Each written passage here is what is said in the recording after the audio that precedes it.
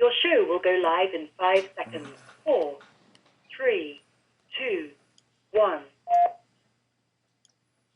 Lost Talk Radio.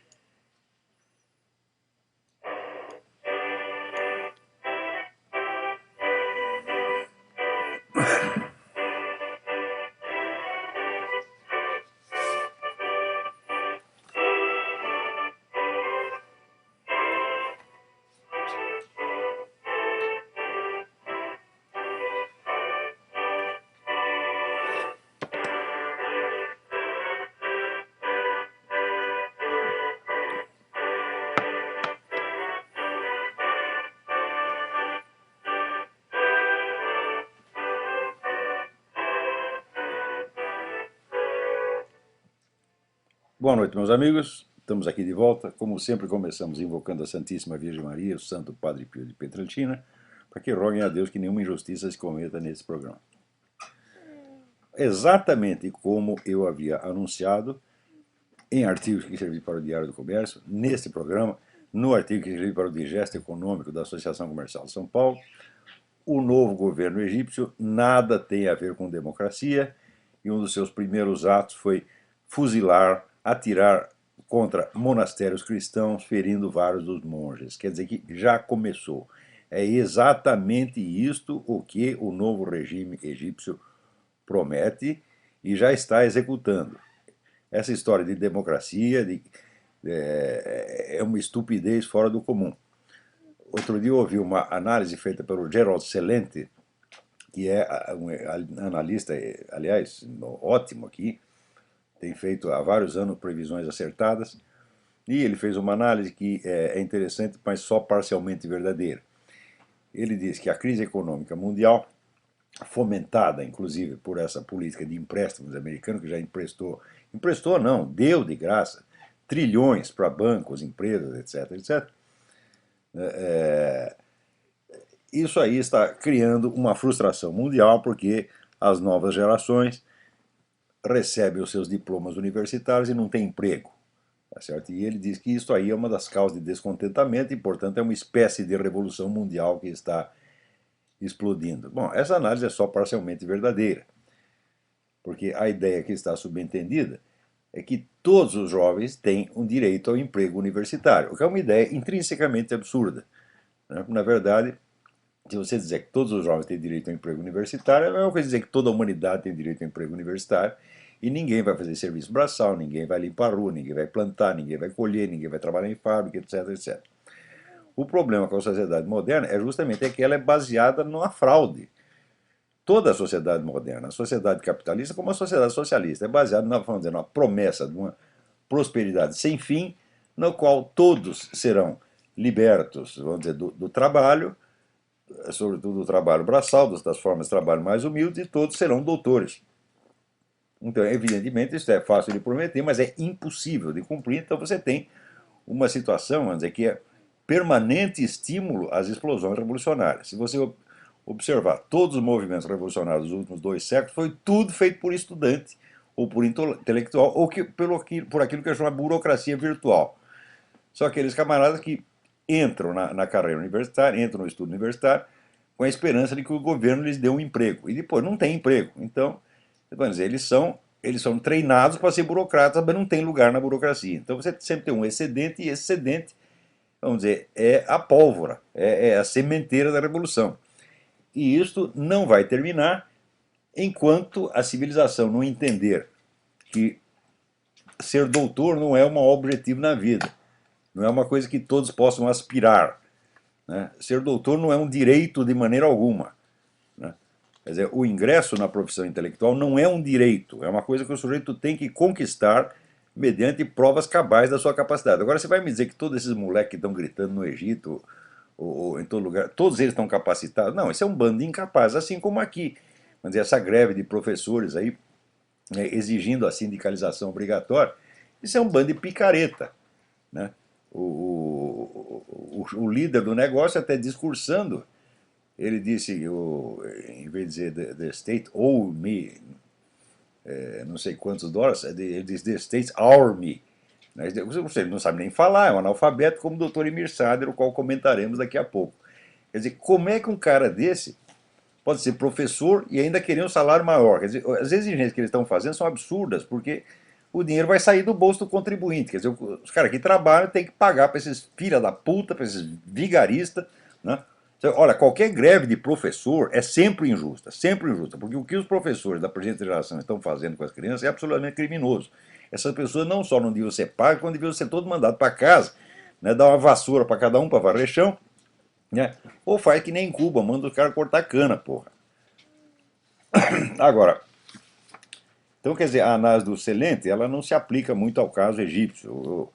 A rebelião egípcia foi fomentada daqui por Jorge Soros e pelo próprio Obama, que estão interessados em fortalecer a Irmandade Islâmica, com a qual eles têm íntima associação. Agora, aconteceu que explodiu uma revolta similar na Líbia para derrubar o Gaddafi. E acontece que o Obama é amigo do Gaddafi, aliado do Gaddafi. E toda a esquerda mundial é puxa-saco do Gaddafi. Ora, o Gaddafi era um ditador 1000 vezes mais sangrento que o Mubarak. Tá certo? Então, quando apareceu o movimento para derrubar o Mubarak, a esquerda internacional inteira festejou, achou uma maravilha, né? E aplaudiu o Obama por estar forçando o Mubarak a sair do cargo. Agora, quando aconteceu a mesma coisa na Líbia, isso aí não estava no programa, não estava previsto. Então correram imediatamente para defender o Gaddafi, porra. Agora aparece aqui o Zé Dirceu dizendo o seguinte: o Gaddafi mandou fuzilar a população. Estava lá a manifestação popular, mandou fuzilar todo mundo. Sabe o que diz o Zé Dirceu? Aliás, imitando o Fidel Castro, é culpa dos americanos. Quer dizer, o Gaddafi manda fuzilar a sua própria população e é culpa dos americanos. Vai pra puta que pariu, Zé Dirceu. Vai chupar uma piroca, rapaz. Você quer que eu leve a sério uma declaração dessa? Você quer que eu respeite a sua opinião? Ora, porra! Ninguém tem o direito de chegar com a opinião que 2 mais 2 é 5. Tá certo? Ou que vaca bota ovo, porra. Que é isto? Né? Agora, depois do massacre de cristãos lá no Egito, né, o Conselho de Relações Exteriores da União Europeia finalmente consentiu em fazer um protesto muito tímido. Quer dizer, no meio de uma declaração de 500 palavras, escrever uma vez a palavra cristãos, depois de escrever muçulmano, budista, etc, etc, como se estivesse havendo perseguição a todas essas comunidades que não há. O pessoal está afim de matar cristão. Quer dizer, a Al-Qaeda já declarou que é para extinguir o cristianismo. Pô, no Iraque está havendo matança de cristão nesse momento e ninguém está falando nada. Enquanto estava morrendo muçulmano lá, todo mundo, muçulmano não, era terrorista, né? O mundo inteiro protestava. Agora que, vamos dizer, não há mais praticamente guerra, o negócio está encerrado, a Al-Qaeda se voltou então contra a minoria cristã e diz que vai exterminá-la. Pensa que isso foi manchete em algum jornal do mundo? Nada, está todo mundo tentando silenciar o negócio. Quer dizer, é assim mesmo. Né? Agora nós estamos num mundo de cinismo extraordinário, onde tudo que é pior, tudo que está no fundo da privada, tudo que está no fundo do esgoto, começa a vir à tona e começa a brilhar em público. Olha que eu tenho me mandar esse artigo do Dr. Paulo Giraldelli Jr., né? Que chama Ditadura do Amor. Ele protesta contra esse negócio de que as mães têm que amar os filhos. Ele diz que isso é uma imposição tirânica. Né? Ele disse aqui, ó, a mãe é trazida para dentro de casa, amarrada com bola de ferro aos filhos, infantilizada pela brincadeira das crianças, separada de sua vida sexual, e então ou se transforma em bola de puro amor ou deve ser jogada no poço do desprezo. É claro que as mulheres dentro disso entram em depressão. Onde já se viu separar a mulher da sua vida sexual só pela cuidar das crianças? Por exemplo, a mãe do Dr. Paulo Giraldelli, por que cuidou desse filho da puta em vez de ficar lá trepando, dona? Porra, se você largasse ele lá, né, joga ele no chão do banheiro e vai trepar com seu marido e deixa esse filho da puta morrer de fome. É o que a senhora devia ter feito, porra. Ele está aqui ensinando a senhora que naquele tempo ele não sabia falar. Senão ele teria ensinado a senhora. Agora, o que eu achei mais lindo no artigo é o seguinte, presta atenção, ele diz que as mulheres estão revoltadas contra a ditadura do amor, que elas odeiam seus filhos, né? A raiva das mulheres contra os que denunciam a ditadura do amor é tamanha que não espante o leitor inteligente quando ler os comentários a este texto de mulheres gritando contra mim. Eu sou feliz por brincar com meus filhos. Quer dizer, a prova de que elas odeiam os filhos é que elas ficam com raiva do Paulo Giraldelli quando ele escreve isso. Ora, puta que pariu, o que esse cara tem na cabeça, meu Deus do céu? Nem merda, porque merda ainda pode ser usada, né, como esterco, né, para fortalecer aí as plantações, né? Agora, que merda. Quer dizer, a prova de que elas estão a favor dele é que elas estão contra ele. Eu nunca pensei uma coisa dessa, porra. Né? Então, ô mãe do Paulo Giraldelli, está em tempo da senhora tomar uma providência. Vai lá, joga esse filho da puta pela janela. Né? Renega o desgraçado. Fala, porra, quando você era criança, me obrigaram a amar você, mas eu queria mesmo te dar uma martelada na cabeça, te jogar pela janela, porra. Né? Caraca! Agora, você pensa que esse negócio de islâmico é só lá no Oriente Médio? Falando, não, não, não. Né? Aqui tem uma cidade, Dearborn, no estado do Michigan. A cidade foi tomada por os postos oficiais, foram todos tomados por radicais muçulmanos e agora estão implantando a Sharia na cidade. Hã? Quer dizer que se você prega o cristianismo na cidade de Dearborn, você vai preso. Os caras já implantaram a Sharia lá contra todas as leis americanas. Quer dizer, essa cidade tinha que ser ocupada pela Guarda Nacional, evidentemente. Mas não vai acontecer nada disso. Vai todo mundo, né, afagar a cabeça dos filhos das putas. Você vê que esse negócio de você, quando você quer implantar uma lei, você age como se a lei já estivesse em vigor e obriga todo mundo a obedecer. É claro que isso é fraude, isso é vigarice, isso é usado, vamos dizer, por todos esses movimentos revolucionários, estão usando isso no mundo. E agora estão aplicando aqui a Sharia na cidade de Dearborn, no Michigan. Né? Teve aqui 2 missionários, estavam lá pregando o cristianismo na rua, foram presos porque são infiéis. Ah, vai pra puta que pariu, porra. Né? Agora aqui, né? O pessoal me pergunta o que eu acho da nomeação do deputado Tiririca para a presidente da Comissão de Cultura da Câmara. Olha, eu sou inteiramente a favor, inteiramente a favor. Por quê? Se o ministro da Educação pode escrever cabeçário em vez de cabeçalho, né? E o doutor Emir Sader, recém-nomeado para presidente da Casa de Rui Barbosa, pode escrever Getúlio com LH, provavelmente ele escreve caralho com LI, né? Se eles podem fazer isso, por que o Tiririca não pode ser o mentor da cultura nacional? Eu acho a coisa mais certa. Né? Então, em vez de fazer uma comissão, né, Tiririca, Zeca, Pagodinho, né, Faustão, né, e eles vão então determinar o que será a alta cultura brasileira. Né? O doutor Emir Sader, né, inclusive no site dele, ele publicou dizendo que a Segunda Guerra, saiu no site dele lá um negócio dizendo que a Segunda Guerra, o nazismo foi culpa dos judeus. Olha, quem é que não sabe, porra? Os filhos das putas dos judeus foram tudo, entraram tudo no campo de concentração. Os alemães não queriam deixar eles entrarem, né? Eles entraram na Câmara de Gás à força, né? Eu também quero, né? E o alemão, não, meu filho, vai para casa. E os judeus tudo forçando para entrar lá e para morrer. Puta que pariu, né? Até onde vai o cinismo, né? Então, o fato é o seguinte, o fato é que houve um banqueiro judeu, que é um bom filho da puta, que não era judeu, era aquilo que era judeu do B, aquilo que o Cristo chamava sinagoga de Satanás, quer dizer, o cara que diz que é judeu, mas não é. Um filho da puta de um banqueiro judeu dos Estados Unidos ajudou o Hitler, né? Agora, então a culpa, em vez de ser dele, não é de todos os judeus, é os judeus são culpados pelo nazismo. Fala, puta merda! Quer dizer, então o culpado do Gulag são os caras que foram presos. Os culpados do paredão cubano são os caras que foram fuzilados. Eles insistiam para ser fuzilados. O Che Guevara mandava eles para casa, eles ficavam lá encostados no muro e não saíam. Falavam, me fuzila, filha da puta. Eles forçaram isso, os judeus também. Forçaram para entrar na Câmara de Gás. Forçaram para ficar no campo de concentração. De graça ainda, hein? Não queriam nem pagar, porra. Você vê que coisa, né? Falando em judeu, aqui o meu amigo Vitor Greenbaum me comunica que ele acabou de abrir um novo site que se chama Israel na Web. israelnaweb.com.org. Epa, rapaz, peraí. Sumiu aqui, putz vida. Israel na Web. Onde é que tá? Agora é .com ou .org? Bom, você tenta .com, se não funcionar você põe .org.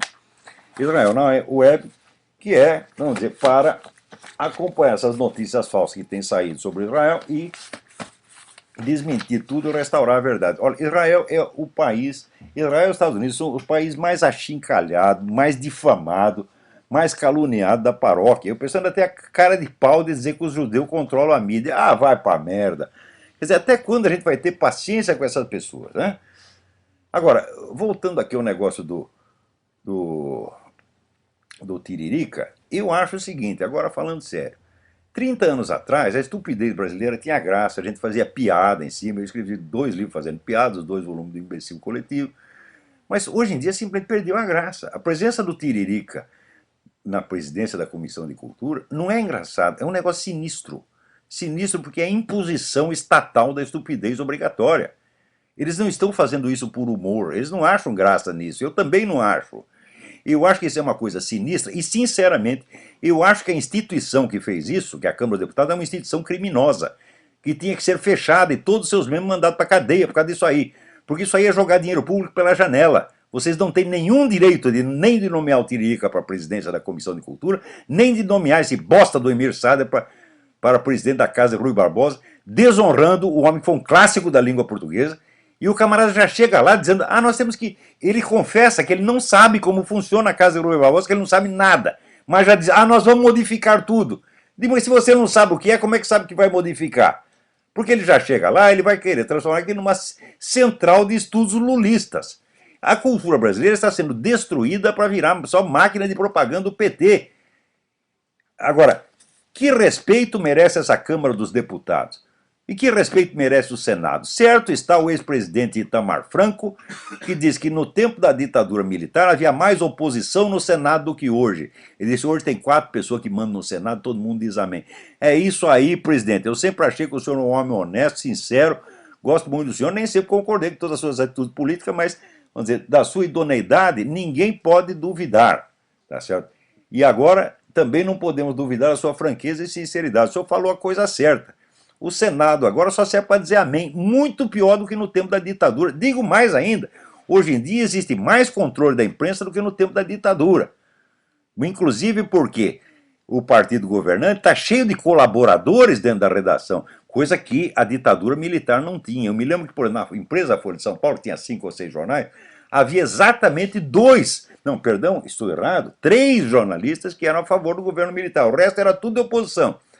Agora, hoje não, está cheio de colaboracionista, está cheio de cara infiltrado nas redações.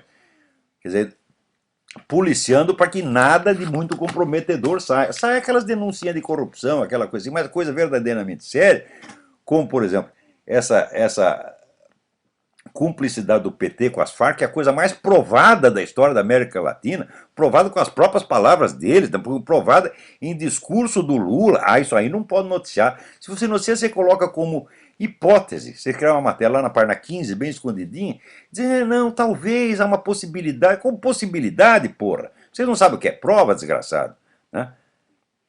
Então, olha, esta coisa de botar... Eu acho, na verdade, o Tiririca, né, eu acho o caso do Tiririca menos grave que o do Emir Sader. Porque o Tiririca nunca estudou nada. O Tiririca é um semi-analfabeto. O semi-analfabeto, por definição, tem o direito de não saber ler nem escrever. Mas o Emir Sader, porra, ele chegou a ser chefe de departamento de universidade e é um analfabeto, porra. Vigarista mesmo. É um cara que tinha que ser... Olha, tem que tirar esse cara lá com um chute no meio do cu. Ele vai pra casa, vagabundo. Vai cortar cana, vai varrer chão, né? Vai pegar um tanque para lavar roupa, porra. Né? Vai fazer o que você sabe fazer, se é que sabe, é? Então, essas coisas, vamos dizer, não tem mais graça. A coisa virou sinistra. E eu acho que a simples nomeação do Tiririca para a presidência desta entidade vale o fechamento da Câmara dos Deputados. A entidade que fez isso é criminosa e tem que ser fechada. Todos têm que perder o mandato. Todos que votaram a favor disso têm que perder o mandato. Estão ouvindo aí, comandantes das Forças Armadas? Vocês têm a obrigação de defender a Constituição. E esses camaradas estão fazendo gozação em cima do país. Estão destruindo a alta cultura, que é o maior valor que existe num país. Tá certo? Estão destruindo propositadamente para impor a sua estupidez, a sua ignorância, como se fosse uma obrigação. Agora vocês ouvem isso e batem continência e chamam isso de ordem legal e democrática. Ah, vão pra merda vocês também.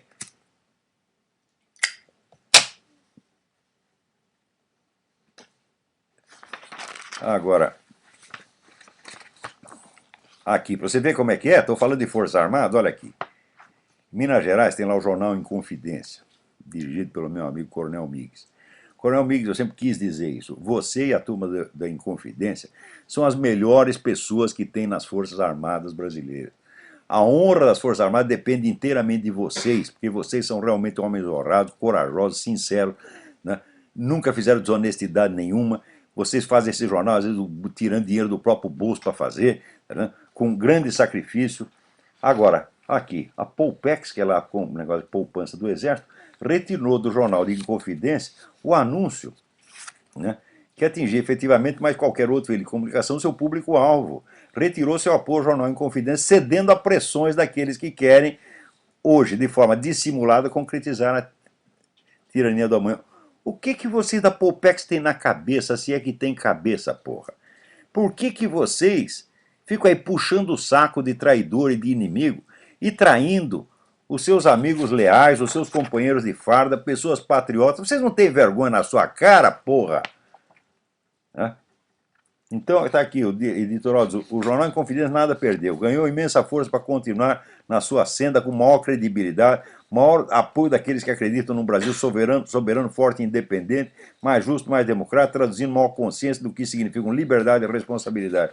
Muito bem, turma do Inconfidência, muito bem, Coronel Migues. Eu peço a vocês, a todos os meus ouvintes, né, procurem na internet o site do Jornal Inconfidência, tá certo? E contribuam para o jornal. Vamos ajudar esta publicação heróica a continuar saindo, continuar informando e continuar defendendo a honra das Forças Armadas, que hoje tantos estão vendendo tão barato, ou dando de graça.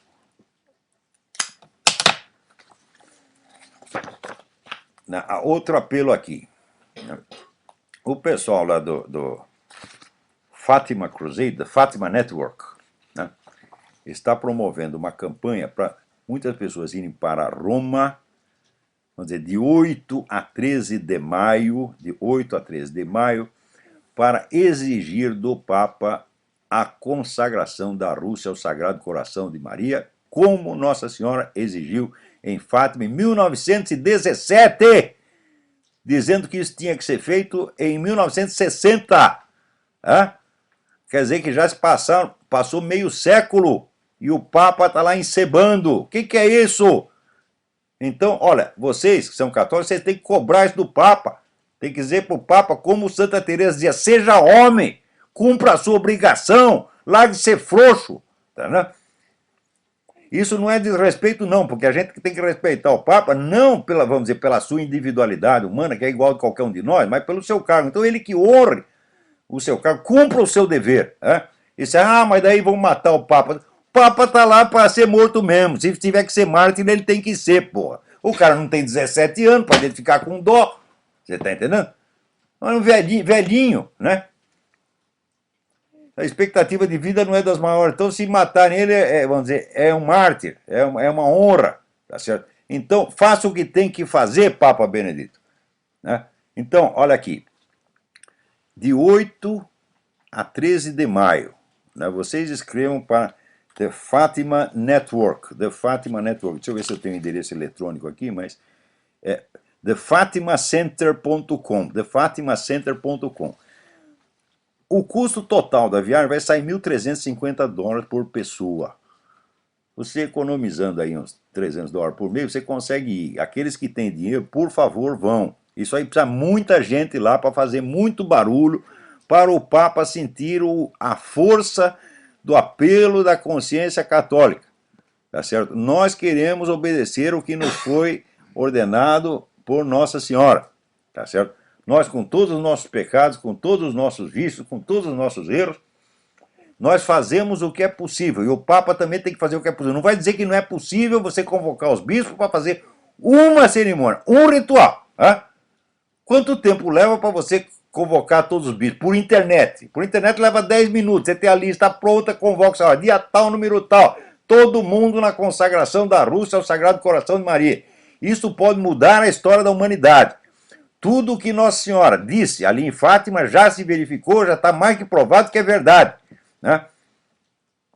Então, aqueles que duvidam é porque não conhecem a história, né? Então, ó, são 6 noites em Roma, você vai ficar num hotel com 3 refeições por dia e você vai estar admitido à conferência e vai estar ajudando a mudar num sentido altamente positivo a história do mundo. Não é esse negócio, não, fazer um mundo melhor, não vamos construir um mundo melhor, nós só vamos fazer tomar uma atitude que Nossa Senhora nos pediu. Hein? Pediu não, ela não tem nada que pedir, ela está mandando, pô. Vocês pensam que vocês são o quê? Hein?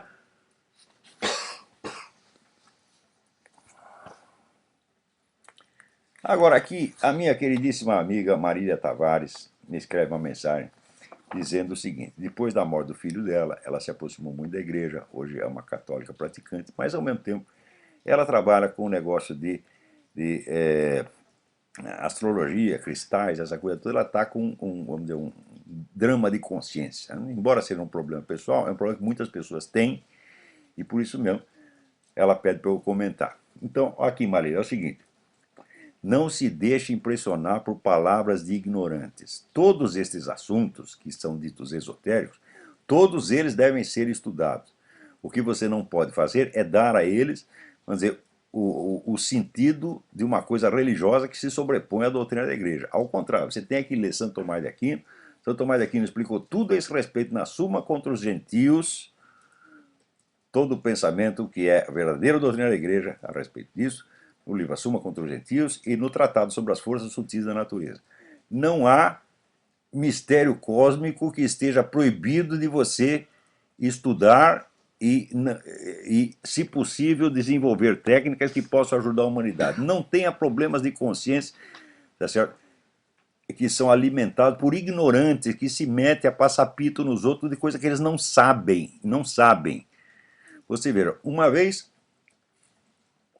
num debate na televisão, no programa da Márcia Peltier, com o astrônomo Ronaldo Rogério de Freitas Mourão, ele disse o seguinte: ele disse que todos os filósofos escolásticos negavam a existência da influência dos astros. Eu digo, cite um. Ele não citou nenhum. Eu peguei e citei 14 que diziam que a influência dos astros existe. Daí ele ficou quieto e ele saiu dali prometendo que nunca mais ia abrir a boca sobre astrologia. Eu acho que vocês todos que estão palpitando e querendo infundir culpas inexistentes na cabeça das pessoas deveriam fazer isso. Vai estudar, vagabundo, vai ler o que São Tomás de Aquino escreveu. Qualquer dúvida, também tem o livro Thomas Litt, L-I-T-T, né? Os Astros no Universo de São Tomás de Aquino, né? E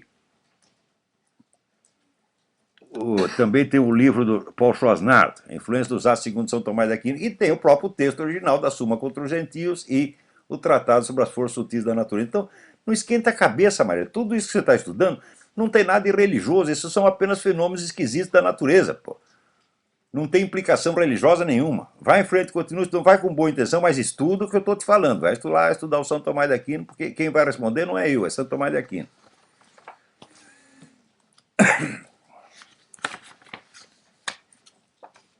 Agora aqui, o ministro da Justiça, José Eduardo Cardoso, disse que o governo vai retomar com muito rigor as políticas de desarmamento. Quer dizer, aqui, seu ministro, em primeiro lugar, o povo já se pronunciou a respeito. O povo é contra a política oficial de desarmamento. Já houve um plebiscito e já foi decidido. Quer dizer, a palavra do povo não significa nada para você, você acha que você sabe mais do que todo mundo? Você não sabe nada, tu é um ignorante, porra. Porque ele vem com esta mesma alegação de que houve muitas mortes por causa de briga de trânsito. Entendeu? E tem aqui 50 mil homicídios por ano, essa coisa toda. Olha aqui, seu ministro, agora o senhor vai me dizer, quantos desses homicídios foram cometidos com armas legais compradas em loja? Quantos? Me diga quantos. E você diz, olha, foram 80%, 90%. Bom, então tem que proibir as mesmas pessoas de comprar. Mas foi tudo cometido com arma ilegal, arma sem número, às vezes, arma sem registro, e às vezes até arma com o número limado. Né? Que isso aí é vendido por narcotraficante e por policial corrupto. É isso aí que tem que acabar com o narcotráfico, acabar com a polícia corrupta, é isso aí que tem que fazer, não tem que desarmar a população, não. O cidadão tem a obrigação de ter arma em casa para defender sua família. que uma vez minha casa foi invadida por 4 vagabundos, se eu não tivesse armado, estava morto. Aí eu ia lá o quê? Chamar um ministro? Então nós chamamos a polícia levou 1h30 para chegar. Quando chegou, os caras já estavam em Mato Grosso do Sul. Né? Então, outra coisa, vejam o que está acontecendo no mundo. Na Inglaterra, uns anos atrás, foi proibida a venda de arma. Ninguém mais pode ter arma na Inglaterra. Resultado, os homicídios quadruplicaram. 4 vezes mais homicídio e 4 vezes mais crime na Inglaterra. Por quê? Os bandidos sabem que o pessoal está desarmado, não pode se defender. Isso vira caçada de coelho. Ou como diz aqui, o sitting duck, é o pato sentado. Está lá o pato sentado esperando que você atire nele. É isso que o ministro quer. Porque eu garanto para você que se você quer uma arma e você chega lá com uma carteirinha do PT, você obtém o registro na mesma hora. Isso eu aposto. Eu não tenho informação, mas eu aposto isso. Aposto. Porque o que eles querem é o seguinte: o seu partido vai estar armado até os dentes, exatamente como Hitler fez na Alemanha. Proibiu as armas para a população e liberou para quem era membro do partido. E eles informalmente estão fazendo a mesma coisa no Brasil. Eles estão se preparando para matar vocês, gente. Não. Escuta, quando eu disse anos atrás, olha, o PT, uma vez que ele subir no poder, ele vai desmantelar a oposição, de modo que ele nunca mais tem o risco de sair do poder. Quando eu disse isso, todo mundo, não, o que é isso? Está exagerando, você é paranoico. Agora já está feito, porra! Quando é que vocês vão entender que não pode confiar nessa gente, pô? Você vê, eles não têm escrúpulos de destruir a cultura nacional para promover gente deles e para transformar todas as instituições de cultura em centro de discussão petista, onde eles vão discutir como é que eles vão tomar mais dinheiro de vocês, como é que eles vão botar mais opositor na cadeia, como é que eles vão ter mais poder. É só isso que interessa para esse filho das putas. Quando é que vocês vão entender isso, meu Deus do céu?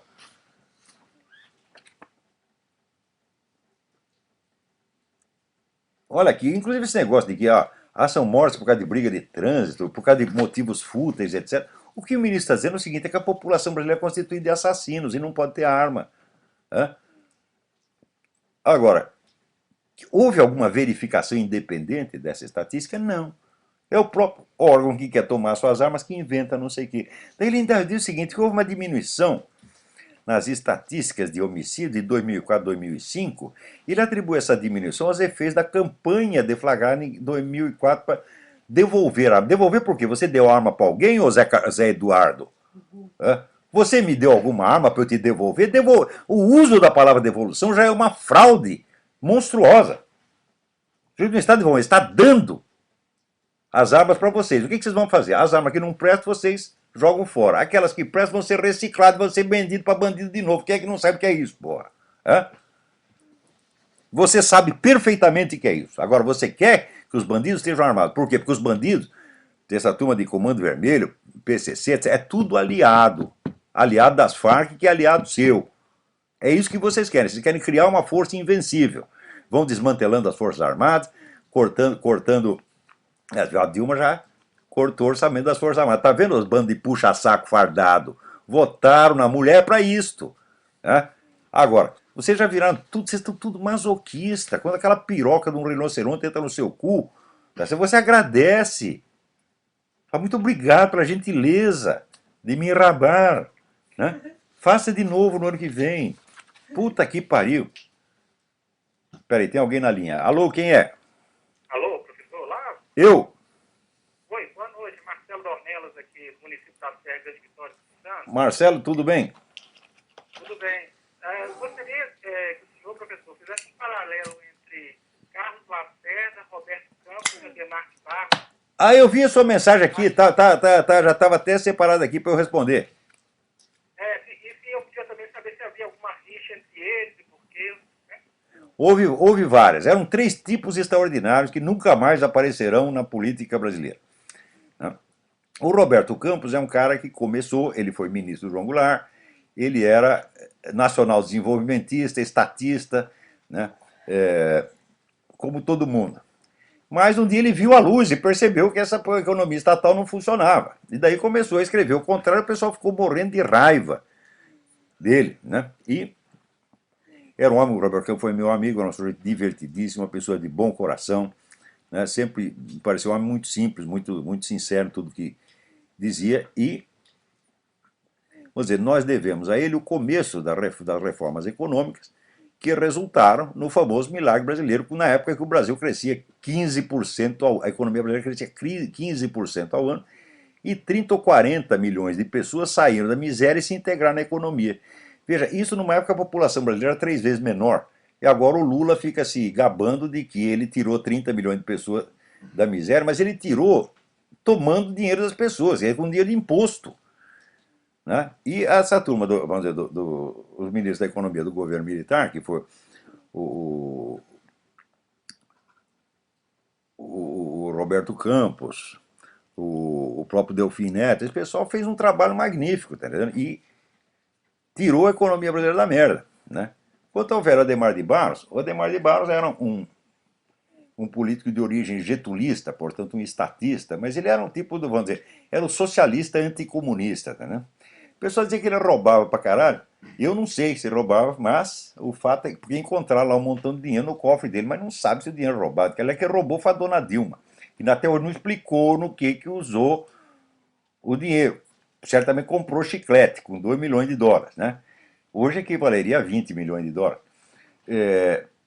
Mas ninguém sabe a origem daquele dinheiro, então o Adhemar de Barros, ele era um empresário, ele era dono da Lacta, fábrica de chocolate, tinha dinheiro pra caramba, e não vejo por que ele precisaria roubar, né?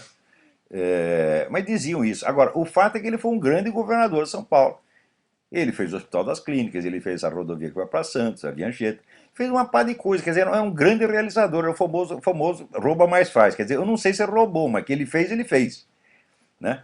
E excelente governador também foi o grande inimigo político dele, que foi o Jânio Quadros. Era incrível, porque um odiava o outro, e os dois foram grandes governadores de São Paulo. Né? Então, naquela época você tinha esta oposição, vamos dizer, feroz, entre pessoas de alta competência. Quer dizer, eles de fato eles competiam fazendo o bem, fazendo o que é certo, fazendo o que era bom para o país, porra.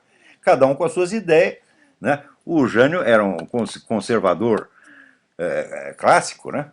E o Adhemar de Barros era estatista, meio socialista, essa coisa toda, mas anticomunista, certo? Naquele tempo ainda existia no Brasil essa coisa incrível que existiu aqui nos Estados Unidos ao mesmo tempo, que era o socialista anticomunista. Né?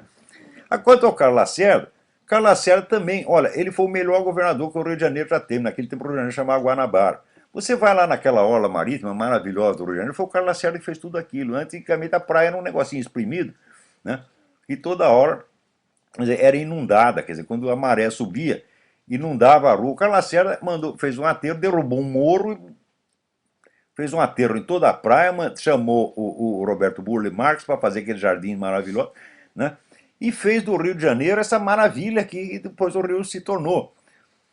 Também o Rio de Janeiro é uma cidade que faltava água desde o tempo do Império. Né? E o Carlos Lacerda fez lá aquela adutora do Guandu, acabou com o problema da água no Rio de Janeiro para sempre. Né? E ademais, é um homem de um talento extraordinário, um excelente jornalista, excelente escritor, tá certo? E um homem de uma coragem, é uma coisa que falta hoje, as pessoas não são capazes de imaginar. Eu lembro quando teve lá o golpe de 64, o comandante dos fuzileiros navais, que era o almirante Cândido Aragão, disse que invadiu o palácio do governo do Rio de Janeiro. O Carlos Lacerda, mais o Abreu Sodré, mais uma meia dúzia de cara, mais o Davi Nasser, pegaram cada um lá um revólver, uma espingarda, né? E se trancaram lá no palácio e foram pro rádio dizer: Ô Aragão, vem pra cá que eu vou matar você pessoalmente, vai tomar no cu, seu filho da puta. O Aragão foi lá, você foi, eu também não. Até hoje estou esperando o Aragão lá. Né? Então, eram tipos extraordinários. Né? Depois, por exemplo, o Roberto Campos e o Carlos Lacerda, que estariam de acordo no começo da Revolução de 64, depois brigaram, porque o Carlos Lacerda fez muito bem de cobrar do governo a sua promessa de fazer eleições em 6 meses. Eleições que, se acontecessem, elegeriam certamente como presidente da República o próprio Carlos Lacerda, que era o político mais popular na época. Tá certo? Mas alguns milicos invejosos decidiram cortar a cabeça do Carlos Lacerda. Tá certo? E mandaram lá o Roberto Campos, que era ministro, fazer um discurso, né, contra o Carlos Lacerda na televisão. O Roberto Campos, que não era um político, não era ele era um professor universitário, não era um orador político, não tinha habilidade para isso. Foi lá e fez o que podia. Né? E daí que ele estava andando na praia depois daquele discurso, Ele viu chegar um negão imenso na direção dele e falou: puta, deve ser uma cara do Carlos Lacerda que veio aqui me bater, tô ferrado. Né? O Roberto Campos era um homem pequenininho, né? Mas o negão chegou, levantou o Roberto Campos e disse: é isso mesmo, doutor Roberto, caga latim neles. Né? Então, estava lá apoiando. O negão era adepto do governo contra o Carlos Lacerda. Mas foi uma pena, né, essa briga entre eles. Eram dois grandes homens. O Adhemar de Barros também foi um grande homem, não se pode negar que foi um dos grandes governadores de São Paulo. Aqui, um cidadão chamado Napoleone pergunta: como você vê as pessoas que estudam a sociedade com auxílio fundamental da filosofia fora do círculo acadêmico? Eu digo, mas só dá para estudar fora do círculo acadêmico, meu Deus do céu. O círculo acadêmico hoje é fábrica de militante, é fábrica de cabo eleitoral petista, porra. É fábrica de picareta. Não se pode levar a sério essa instituição. Isso aí tem que ser fechado, porra. Eu acho que a USP devia ser fechada, devia arrasar tudo, derrubar tudo, fazer um estacionamento lá, porra. Para que serve isso aí? Vocês vão lá, vocês viram lá na parte do professor Hermes, toda hora está dando lá os resultados da ciência brasileira, da produção acadêmica brasileira, que ninguém lê, ninguém cita, ninguém quer saber desta merda. Quer dizer, a contribuição brasileira para a ciência universal é zero. Eles produzem papel pintado e são pagos para isso. Quer dizer, tudo isso é desperdício de dinheiro público. Qualquer cara que está fazendo carreira acadêmica hoje no Brasil é, por definição, picareta. Então você vai ter que estudar fora. Agora, com relação à filosofia, todos os filósofos brasileiros, dignos do nome, nenhum deles tinha diploma de filosofia. O Mário Ferreira não tinha, o Miguel Reale não tinha, o Vicente Ferreira da Silva não tinha, o Villan Flúcia não tinha, eu mesmo não tenho. Né? Então, para que serve diploma de filosofia? Isso não serve nem para limpar a bunda, meu filho. Espera aí, tem mais alguém na linha. Alô, quem é? Professor? Sim. Oi, é o Carlos aqui do Jacareí, tudo bom? Carlos, tudo bem? Tudo bem. Só dando uma lembradinha num dos nomes que o senhor citou aí, do milagre econômico, o Otávio Gouveia de Bulhões. Sem dúvida, sem dúvida. Sem dúvida, esses caras fizeram coisa extraordinária na época. Tanto é que o Delfim Neto, quando ele assumiu, praticamente ele pegou a casa já arrumada, né? Claro, claro, Foi mesmo, foi o... E o pessoal se inspirava muito no Eugênio Goudin. Né? Então, Roberto Campos, Eugênio Goudin, Otávio Gouveia de Bulhões, quer dizer, é uma geração de gente notável, gente que estudava mesmo e eram patriotas, tinham amor pelo Brasil, porra. Exatamente. No YouTube, inclusive, tem um Roda Viva com o Roberto Campos, ele tá acabando lá com o Marco Aurélio Garcia, lá, o Top Top. Ah, isso eu preciso ver isso, Tá lá no YouTube. Então, professor, é o seguinte, é uma coisa engraçada. Outro dia eu estava conversando numa mesa, uma rodinha, né? Eu dou aula aqui numa universidade de rede aqui na cidade, e surgiu o papo do famoso Paulo Freire, né? Aí eu falei, gente, minha opinião é que o Paulo Freire é um picareta, né? Pra que eu fui falar isso aí, professor? Nossa! O pessoal veio em cima de mim e tal, né? Você conhece alguém que foi alfabetizado pelo método Paulo Freire? Eu nunca vi ninguém, nunca vi uma única pessoa. Mas uma coisa que eu não consigo entender nos professores universitários é a seguinte incoerência. Os alunos que nós pegamos nas aulas não têm preparo nenhum, não sabem nem aritmética. Se você pegar depois do Paulo Freire, a educação brasileira só foi pro vinagre. Foi pro brejo. Eles ficam seguindo esses caras aí, Jean Piaget, Vygotsky, Emília Ferreira, um bando de picareta, porra. Então, mas eu não consigo entender se depois que eles apareceram no Senado da Educação Brasileira, a educação foi pro vinagre, como que você pode dizer que os caras são gênios? Quem é gênio? Não, Mas é o raciocínio dele, pois é. Mas olha, é aquela piada do Jaguar. O Jaguar era um cara de esquerda, mas de vez em quando ele tinha uns lances espetaculares. Né? Era uma charge que estavam duas pessoas saindo do cinema, né? E eles diziam assim: o filme é uma bosta, mas o diretor é um gênio. Né? Então é isso aí mesmo. Eles não educam ninguém, mas são grandes educadores, porra. Olha, eu eduquei mais gente do que o Paulo Freire, porra. Né? Os meus alunos com 2 anos de curso dão baile nos caras que estão na universidade. não, é o cúmulo da incoerência, né, professor? Educador sou eu, esse cara é um bosta. Né? O Paulo Freire, você viu a carta que a mulher dele mandou para o jornal outro dia? Outro dia não, faz uns 2, 3 anos, sei lá. A carta cheia de erro de português, o cara não alfabetizou nem a própria mulher, meu Deus do céu. Hã? Como o senhor colocou na coluna, às vezes até alfabetizou, né? É esse que é o problema. A alfabetizou, ela ficou escrevendo daquele jeito. Olha, você tem que ver as pessoas, vamos dizer, o ditado, o Confúcio que dizia, o sábio primeiro ele conserta a si mesmo, depois conserta a sua família, depois conserta a sua rua, depois conserta o seu bairro, depois conserta a sua cidade, depois conserta a sua província, depois conserta o seu país, depois se der conserta o mundo. Esses caras não se consertaram nem a si mesmo, já querem consertar o mundo, porra! Não tem condição. Vai ver os filhos desses caras o que são, é tudo delinquente, é tudo drogado. Agora eu tô aqui, pô, claro, no começo eu tive erro na educação dos meus filhos, mas depois fui acertando. Hoje aqui estou muito orgulhoso. Meu filho Pedro acaba de se formar nos Marines. A minha filha Leila está fazendo uma carreira brilhante. Está todo mundo indo para frente, todo mundo feliz. Não tem nenhum neurótico, não tem nenhum drogado, não tem nenhum bandido na família. Porra! É isso que você tem que ver. O educador tem que educar a sua família em primeiro lugar. Mas como é que começou a educação moderna? Começou com Jean-Jacques Rousseau. Jean-Jacques Rousseau mandou 5 filhos para um orfanato e depois escreveu um livro de educação. E esses caras são a mesma merda, porra. O cara não educa nem a própria mulher, quer educar os outros. Dá pra aprender sexo só. Ah, bom, mas isso aí é fácil, porra. Então, a escola Esse hoje... negócio de chupar piroca, tá? Você na primeira lição você já aprende. Estão ensinando isso para todas as crianças, porra. É verdade. Ok, professor, um abraço, boa noite, obrigado, viu? Boa noite, tudo de bom. Né? Tudo de bom, tchau. E esses caras aí também ficam, vamos dizer, fica só esse negócio sexual maluco, eles querem comer todo mundo, porra, né? É aquele negócio, eles pensam assim, se o rei Salomão podia, por que eu não posso? Quantas picas tinha o rei Salomão? Tinha uma. Quantas tenho eu? Uma. E a dele ainda era cortada. Então por que eu não posso? Né? É assim que eles pensam. Tá aí o Paulo Giraldelli. A mulher tem que largar os filhos para ficar trepando, porra. Que eu acho que a mãe do Paulo Giraldelli devia ter feito isso. Devia jogar o moleque da privada, né, e vai pra cama trepar, porra, né?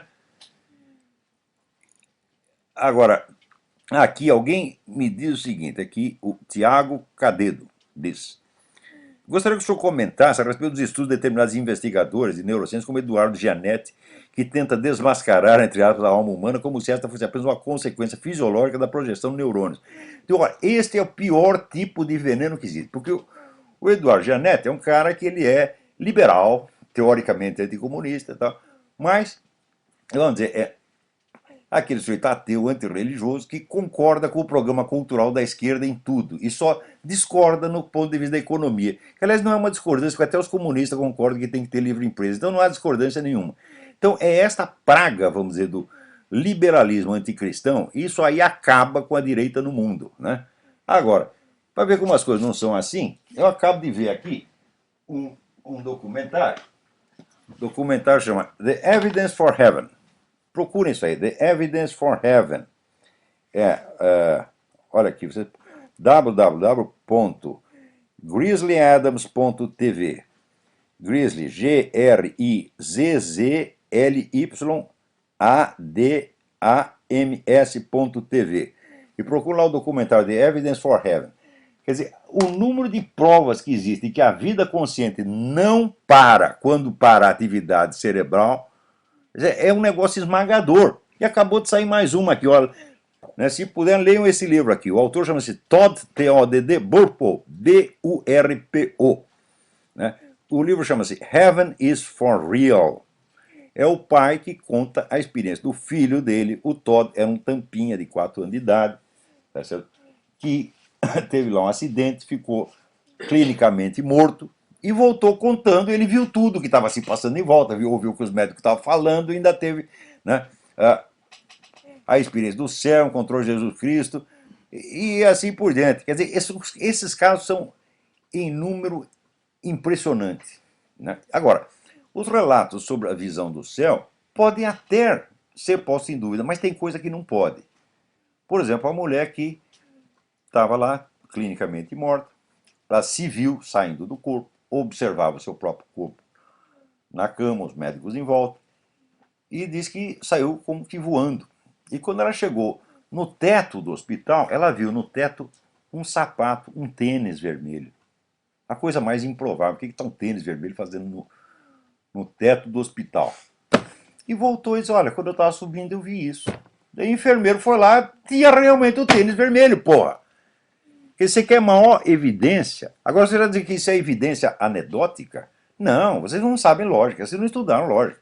Se você tem uma regra geral, que, com pretensões de universalidade, basta um exemplo em contrário para impugnar a validade da regra. Então, quer dizer, se você acredita realmente que a atividade de consciência é produto do cérebro, essa regra está automaticamente impugnada, tão logo haja um único exemplo de que a pessoa sem atividade cerebral tinha atividade consciente. E a prova está dada aí. Agora, casos como esse são milhares, não é um nem dois. Agora vai dizer isso é evidência anedótica. Cara, vão pra puta que pariu, vão estudar, vagabundo. É? E daí tem os caras que dizem, não, mas isso aí é o seguinte, a pessoa teve anóxia, ficou sem respirar, então quando voltou, né, o cérebro rapidamente teve uma atividade. Eu falei, mas como é que o cérebro rapidamente viu o que estava no teto, porra? Ora, foi uma merda. Eu não tenho uma, eu tô com, vou fazer 64, eu não tenho uma paciência com essa burrice presunçosa. E também o Eduardo Janete, que diz, pode vir com as suas teorias quanto queira, meu filho, teoria não pode nada contra fato. Agora, você sabe o que é? Esse pessoal não quer que exista alma humana. Eles são contra a alma humana. Eles não querem, por quê? Porque eles têm medo do inferno, caralho. Então eles negam. Eles enfiam a cabeça na privada e puxam a descarga para não saber. Mas olha aqui, Eduardo Janete, existe céu, existe inferno. Você não vai morrer quando seu corpo acabar. E você vai ter um destino post-mortem. Queira ou não queira. Hein? Então, olha aqui, antes que acabe o nosso programa, eu quero aqui tocar um negócio para vocês. Isto vai encerrar o nosso programa de hoje. Isto é uma obra-prima, obra-prima. É isso aqui, samba enredo do Grêmio Recreativo da Casa do Caralho. Hein? Vocês vão ouvir e quando terminar o samba terá terminado o meu programa. Por favor, ouçam com atenção, porque, né, é uma obra de grande elevação espiritual e que traduz a realidade do Brasil de hoje. Vamos lá.